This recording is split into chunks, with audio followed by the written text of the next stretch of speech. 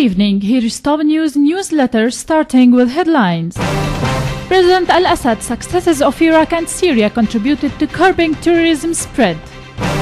Syrian army destroy ISIS dens in Hasakeh, targets Jabhat al-Nusra. Israel spied on Iran nuclear talks. Australian security services prevented departing jihadists from airports. President Bashar al-Assad lauded the successes made by the people and armed forces of Iraq and Syria against the terrorist organizations. Those successes, he said, have contributed to curbing the spread of terrorism, adding that further consultation and coordination between Baghdad and Damascus will give a boost to these successes. The need for this mutual coordination in order to meet the terror dangers facing the two countries and the entire region and world, as well as chief among the issues that figured during a meeting that brought the president together with Iraqi's foreign minister Brahim al-Jafari. President al-Assad said it's yet to great importance to have a real international will to grapple with terrorism and face up the countries backing it.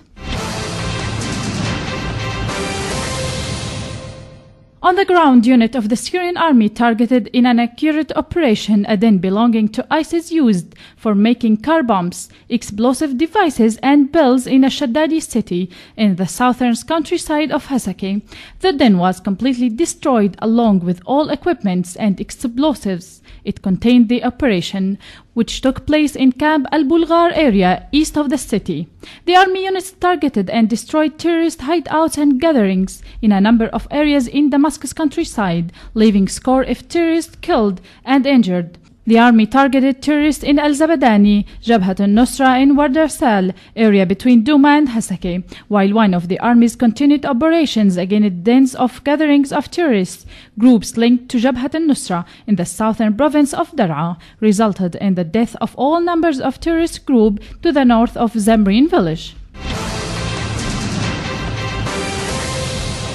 The Zionist entity has spied on Iran nuclear talks with the United States and other major powers. The operations were designed to infiltrate the talks and help build a case against the emerging terms of deal.